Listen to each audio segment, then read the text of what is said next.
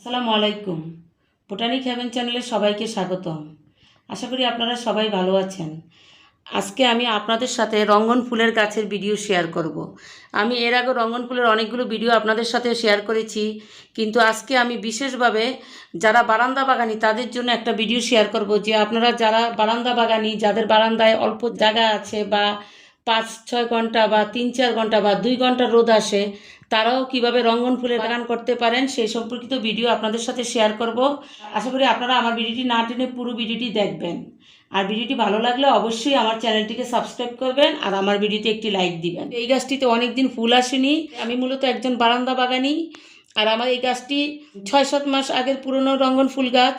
তো এই গাছটিতে আমি কি যত্ন করেছি, এটা খুব ছোট একটি চারা গাছ, এবং এই গাছটিতে আমি কি সার ব্যবহার করেছি এবং কিভাবে এই গাছে ফুল আসা শুরু হয়েছে, এবং আমার আরও 4টি রঙ্গন গাছ আছে বারান্দায়, সাইজ একটু বড়, এই জন্য সেই ভিডিওগুলো আমি পূর্বে শেয়ার করেছি। আজকে ওই ভিডিওগুলো শেয়ার করব না, শুধু এই ভিডিওতে আমি সার ব্যবহার করে দেখাবো এবং যত্নের কথা বলবো। এবং এইভাবেই আমি অন্যান্য বারান্দায় আমার যেই গাছগুলো আছে ওই গাছগুলোর আমি যত্ন করি।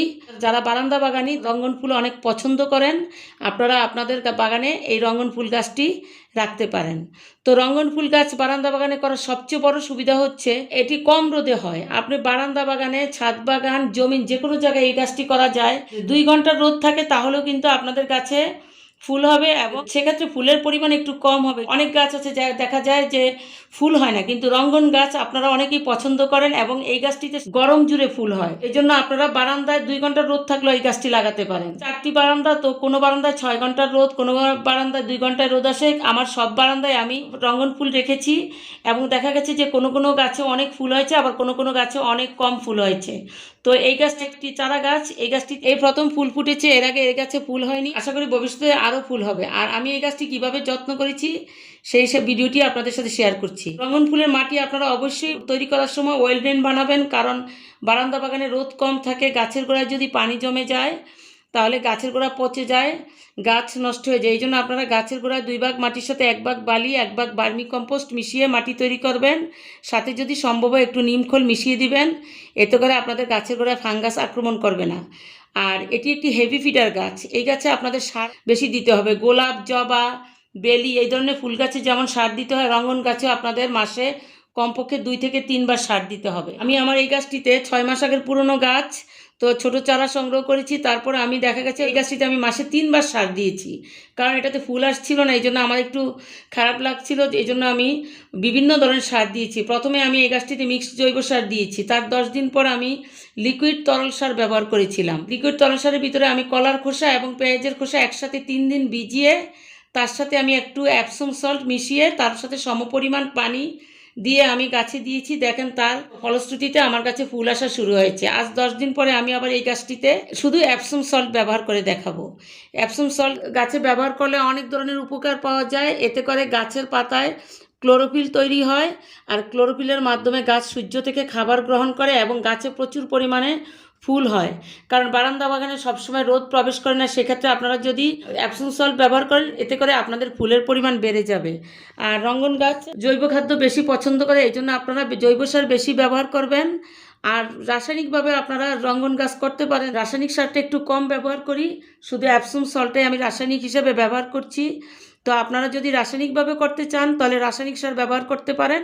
তবে মাসে আপনারা এই গাছটিতে কমপক্ষে 2 বার সার দিয়ে দিবেন, এতে করে আপনাদের গাছে খুব ভালো ফুল হবে। আর আপনাদের গাছে যদি 5-6 ঘন্টা বা 2 ঘন্টার রোদও হয়, আপনারা রঙ্গন গাছটি লাগাবেন, দেখবেন যে আপনাদের গাছেও আপনারা আপনাদের কাঙ্ক্ষিত ফুল পাবেন। আর আপনারা এই গাছটি বছরে 2 বার প্রুনিং করে দিবেন, গ্রীষ্মের শেষে এবং শীতের শেষে। তাহলে কি হবে, আপনাদের গাছে ফুল হবে। রঙ্গন গাছে কিন্তু প্রুনিং না করলে ফুল ভালো হয় না, এই জন্য আপনারা সময় মতো প্রুনিং করে দিবেন। আর ফুল ফুটার পরে এভাবে ডালগুলো কেটে ফেলে দিবেন, এই ফুলের অংশটা কেটে ফেলে দিবেন, তাহলে নতুন করে আবার ফুল হবে।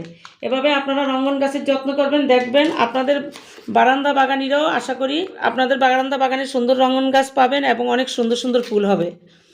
তো এই যে এখানে আমি 1 চামচ অ্যাপসম সল্ট নিয়েছি। অ্যাপসম সল্টটা আমি 1 লিটার পানিতে মিশাবো। এটা 1.5 লিটারের বোতল, এই জন্য আমি একটু কম পানি নিয়েছি। তারপরে 1 লিটার পানিতে আমি 1 চায়ের চামচ অ্যাপসম সল্ট মিশিয়ে নিব।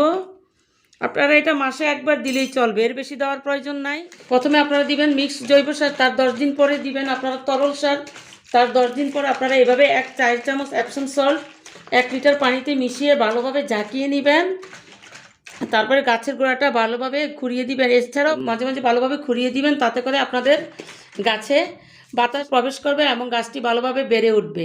আর এখন যেহেতু বর্ষাকাল, অবশ্যই আপনারা অন্যান্য সময়েও আপনারা গাছের গোড়ায় বাগানের অন্যান্য গাছের সাথে নিয়ম করে 2 বার ফাঙ্গিসাইড দিবেন আর 2 বার আপনারা নিম তেল স্প্রে করে দিবেন। এভাবে যদি আপনারা বারান্দা বাগানের গাছের যত্ন করেন, রঙন গাছের যত্ন করেন, আপনাদের গাছ আমার গাছের চেয়েও ভালো হবে আশা করি। আর আপনারা এটা একটা হার্ডি গাছ। অন্যান্য গাছ যেমন গোলাপ গাছ খুব সহজে মরে যায়, কিন্তু এই গাছটি সহজে মারা যায় না। এই গাছটিতে খুব 5 বছর 10 বছর বেঁচে থাকে। আমার একটি গাছ আছে 10 বছর এখনও বেঁচে আছে, ওইটাতে ফুলও হয়। আমার বাগানে হলুদ, লাল, গোলাপি বিভিন্ন ধরনের রঙিন ফুলের গাছ আছে। আমি এপসম সল্টটি গাছে স্প্রে করে দেখাচ্ছি। এভাবে আপনারা পুরো গাছে ভালোভাবে এপসম সল্ট স্প্রে করে দিবেন।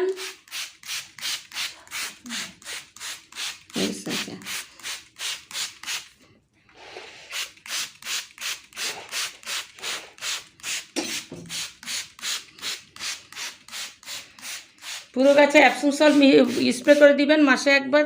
আর ওই মিশানো পানিটাই কিছু অংশ আপনারা গাছের গোড়ায় দিয়ে দিবেন, দেখবেন আপনার গাছটাতে অনেক ভালো ফুল হবে। এভাবে আপনারা আপনার গাছের যত্ন করবেন। আশা করি আপনারা এভাবে যদি আপনাদের গাছের যত্ন করেন, আপনাদের বারান্দা বাগানে অনেক সুন্দর রঙিন ফুল হবে এবং আপনারাও আপনাদের মনের মতো বাগান করতে পারবেন। অনেকক্ষণ কষ্ট করে এবং ধৈর্য নিয়ে ভিডিওটি দেখেছেন, এই জন্য আপনাদের সবাইকে অসংখ্য ধন্যবাদ জানিয়ে এবং পরবর্তী ভিডিও দেখার আমন্ত্রণ জানিয়ে এখানেই শেষ করলাম।